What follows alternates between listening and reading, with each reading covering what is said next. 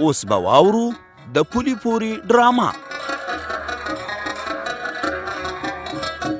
د پولي پوري ډرامې په تیره برخه کې تاسو واورېدل چې سکندر غواړي عبدالرحیم ووژني، خو جابر وایي نه، موږ باید خپل مقصد ترې ترلاسه کړو.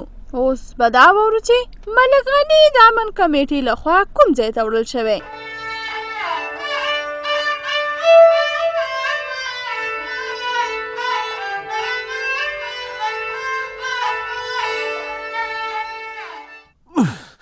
ملک صاحب په آرام ته صبر چې دا کڅوړه د سر نه لرې کوم.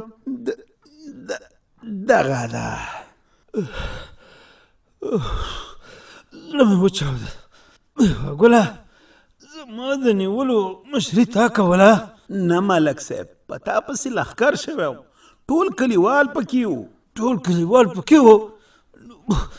ته بیا ما سره دلته څه کوې؟ په وړو کې خامخا شګه شته دی. نه ملک صاحب، زما په وړو کې شګه نشته، زه ستا دپاره تا سره یم تر څو تا سره ظلم زیاتی ونه شي. ګله دا کوم ځای دی؟ تاسو زه کوم ځای ته راوستی یم؟ په موټر کې خو م ډېرو ګرځولم، خو اوس پوه نه یم چې کوم ځای کې یم.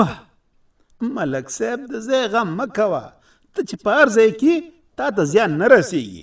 د ځان غم وکړه، د ځان. ته د عبدالرحیم په سر کې نیول شوی، ځکه چې عبدالرحیم د وسلوالو سره بندي دی، تر څو چې هغه راخوشي نه شي ته به همدلته یې. د عبدالرحیم په سر کې زه نیولی یم، ګوره دا به هېڅ چاته مخه نه شي.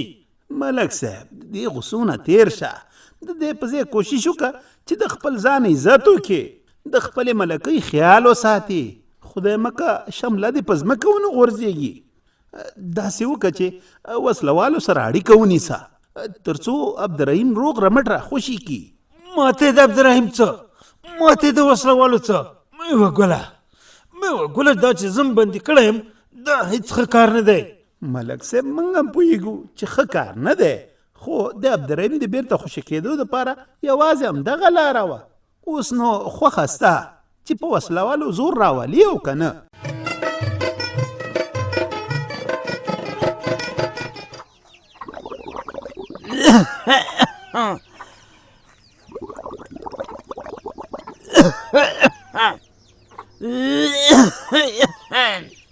شبانې ما ویل چې ته مرکز ته څه وخت ځې؟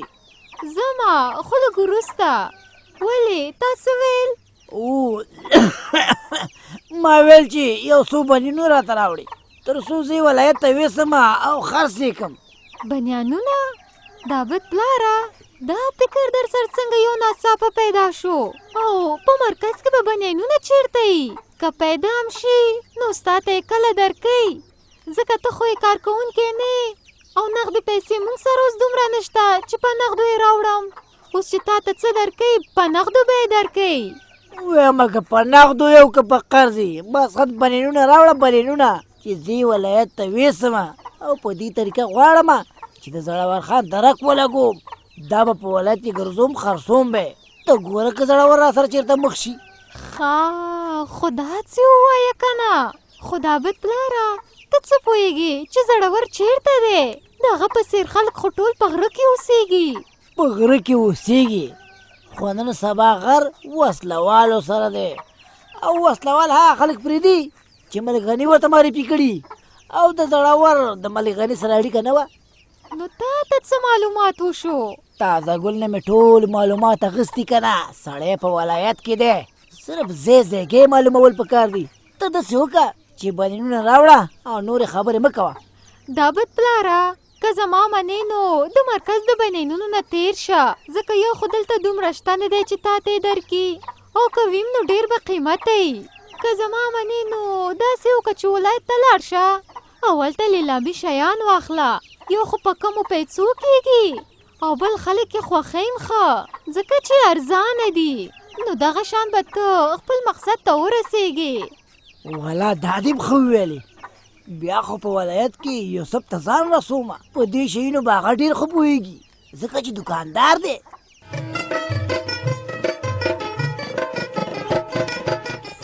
ښه ملک صاحب، بادر خانه او ملا صاحب، د کنډو کلي خلکو خو توره وکړه، خپله واده یې پوره کړه او ملک غني ونیوه.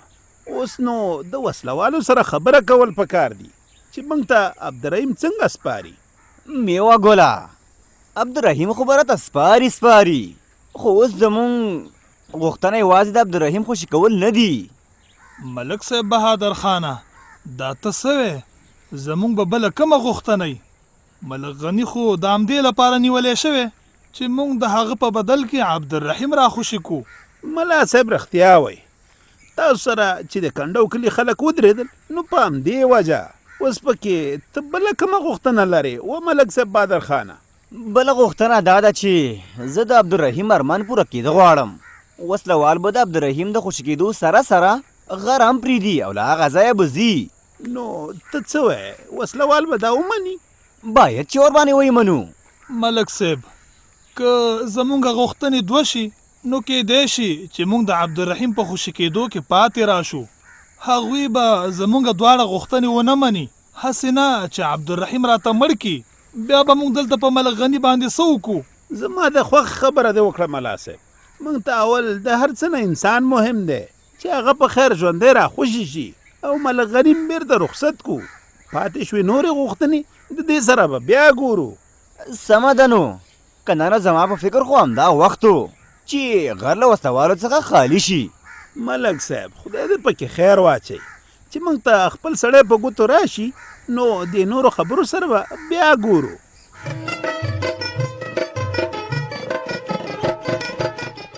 ویوامه زما جانانه په ما ګرانه نو زه به دا ستا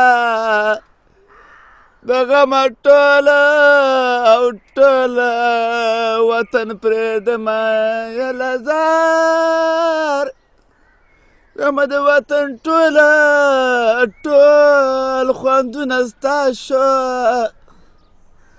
او زه بد نصیبه ترې خپل نصیبه ورک کړی یمه نو دا خو انجینر صاحب فرید دی. انجینر صاحب فریده راځه که نه ولې داسې پښه نیولی شوې؟ مطلب شه ستا ټپو ته مې غوږ و. یاره ویمه ډېرې خیره باندې ولګېدې. ټپې په تندر وله ما په اسمان غوښتې او خدای دلته په ځمکه راکړې. ډېر مې په کار وې، ډېر درپسې سرګردانه وم، خدای چې راغلې. ما پسې سرګردانه وې؟ ولې خدای دې خیر کړي، څه خبره وه؟ وی څه خبره وه؟ وایم هغه د سربند کار څه وخت پیلې؟ د خلکو نومونه خو ولیکل شو، اوس نو په کار باندې شروع کول پکار دي. کار به شروع کو په خیر. زه یو ځل د مالی حساب برابر کم نو حاله مالی حساب برابر کم اوس به څو ورځې په دې باندې مصرفې. ولې نیغ په نیغه کار نه شروع کې؟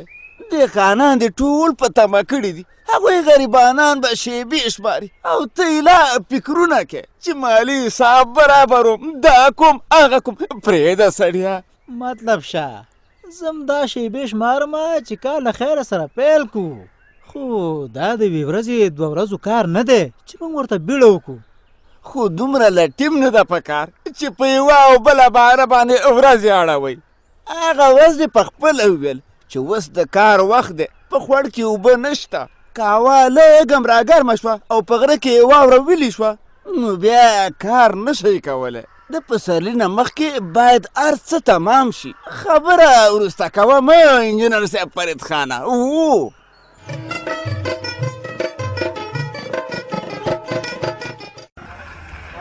اسم خانه په دکان کې راځه په دکان کې ما دا لمر له کومه خوا راوخته، ستړی مه شي، په خیر راغلې. ژوندی اوسې همدغلته به په دې چوکۍ کښېنمه. کښېنه مهرباني ایله بیله چې تا را پېښه وکړه. عجب ګله لکه چې د منګې سره دې خبره جوړه شوې که څنګه؟ خو زم نیم خبر کړی. یوسف خانه د منګیز کار خو نه تاسو واخیسته، اوس د هغې په هکله نیم راغلی. ما خو اوس ترقي کړې ده. د شورا کار ته راوتلم، د شورا کار ته، او په دې هکله ستا مرستې ته ضرورت لرم. راوتلې د شورا کار ته او مرسته زه وکم. عجب ګله په مطلب دې پوه نه شوم. مطلب مې دا دی ته ما نه څنګه مرسته غواړې؟ مطلب مې دا دی هغه زموږ د کلي جرنده کړی دی حسن خان، د هغه یو زوی دی زړور خان نومیږي، د شورا مجرم دی، اوس د کلي نه راتښتېدلی دی او دلته په ولایت کې اوسېږي. د شورا غواړي چې وینیسي. زه د هغه په لټه راوتلی یم. د حسن خان زوی ولې څه جرم یې کړی؟ جرم یې دا کړی چې ستاسو د منګیز یو کارکوونکي ده برخه نومیږي، د هغې د کور مخې ته یې ډزې وکړي او دعوه یې ورباندې وکړه. نو شورا وویل چې دا سړی باید بندي شي او سزا ورکړل شي، خو بس زړور خان خپې راسپړې کړي او راوتښتېد.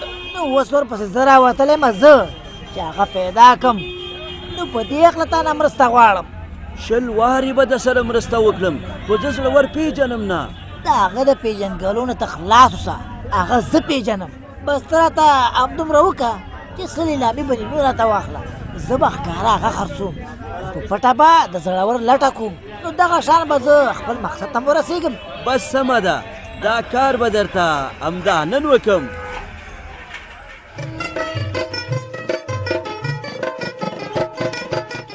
د نوید پلاره دا ته چې نن ټوله ورځ د باندې وي تا څه کول؟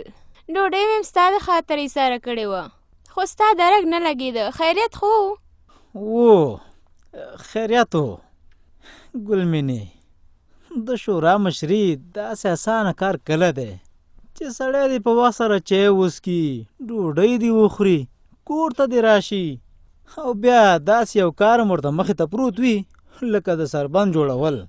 نو څه به وزګار شي؟ نو د سربند کار خو لا شروع نه دی که نه؟ او تا ځان دومره مصروفه کړې چې ټوله ورځ د کوره د باندې. ګلمینې نن خو د مطلب شاه سره ناست وم، د هغه سره مې خبرې کولې. د مطلب شاه ته عادي ده وایي چې د سربند کار دی باید زر پیل شي.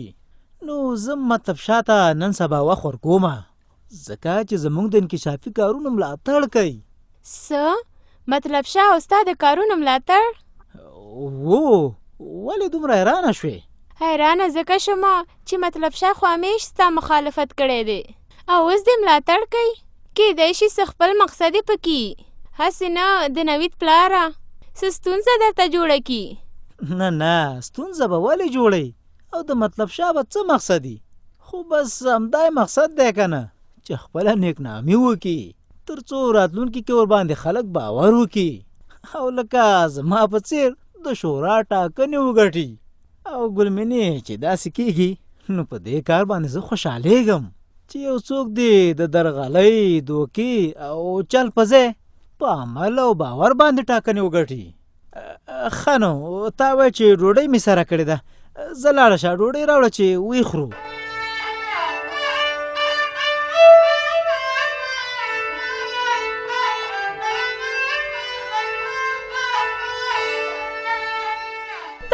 د پولی پولی ډرامه چې تاسې واورېده په دې هیله چې ستاسې د خوښۍ وړ به ګرځېدلې وي. په ډرامه کې مو واورېدل چې عجب ګل د زړور خان د پیدا کېدو پسې ولایت ته لاړ. دغه راز یې یوازې له شباني سره شریک کړی. که د ښځې او خاوند ترمنځ داسې رازونه شریک شي نو پایلې به یې څه وي؟ په دې هکله به تفصیلي راپور د پولی پوری په پروګرام کې واورئ. که غواړئ چې له موږ سره خپل نظر یا وړاندیز شریک کړئ په دې شمېرو را سره اړیکې ونیسئ: 020-333-55 020-660-333.